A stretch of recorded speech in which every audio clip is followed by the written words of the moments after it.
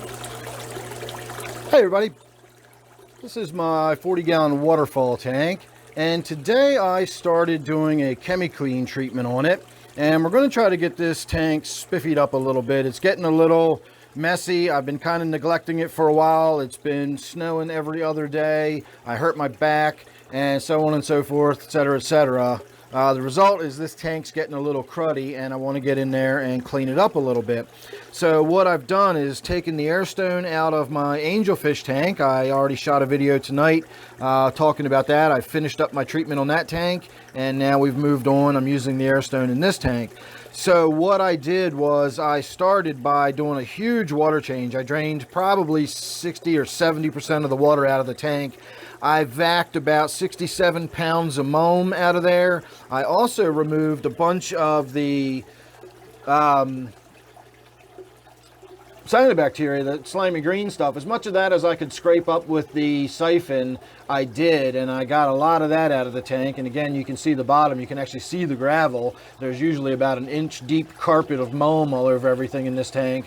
So I got that all vacked out of there. The goal being to remove as much of the stuff that the cyanobacteria is going to work on as possible. The less it has to work on, the more effective it's going to be at killing off everything that's in the tank.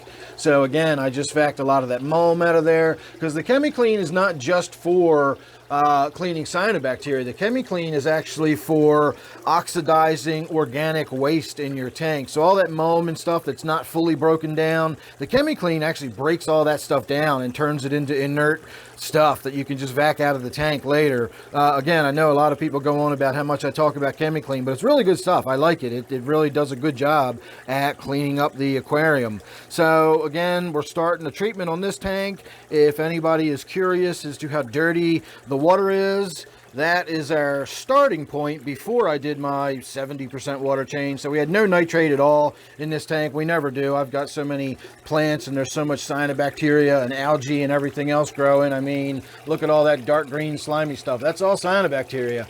So it's going to be kind of hard. If you look up here, you can see all this cyanobacteria. I've got like a skim or a scum growing on the top of there. I don't even know what that is. I'm not even going to touch that. So, you know, the chemi-clean's got a lot of work to do. This water's pumping through this whole system. It's not just confined to what's right here in this tank. So we'll have to wait and see how well it does of a job cleaning it all out. As usual, it's not going to get it all out, or even if it does, it's probably going to come back at some point.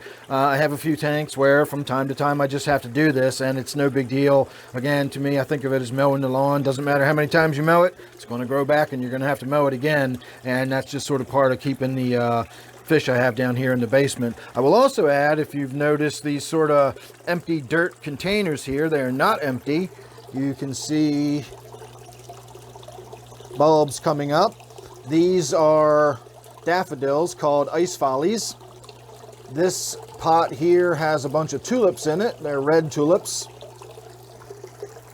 I've moved some of my other plants kind of out of the way so I can get as much light on these as possible. And this is another type of daffodil called King Alfred. So I'm really looking forward to when these pop up. And I do have a light that is significant enough that I will be able to grow them right under it. I know in this situation I can't really do it because where they are now is not nearly enough light. I'd have to have them much more concentrated under the light. But I do have another one of these lights. So we will be able to do something with it. It'll really kind of, I don't know. We'll have to wait and see what happens. I'll put them down on the floor and put that light over top of them or something. It won't look right, but at least, you know what? We'll have some springtime flowers instead of ice and snow. And I don't know about you, but I could really, really use some springtime flowers right now. So we are going to be getting some of them here real soon in the fish room. So make sure you're subscribed. You won't miss that or any of the updates I got coming up on this tank. Again, we're going to get it cleaned up, looking good, see how all that goes, and hopefully one of these days I'll be getting to a fish store and we'll be adding some new fish to some of my tanks, so you can look forward to that too. So thanks again for watching. Don't forget, this one here is my 40-gallon waterfall tank. Hope you enjoyed that.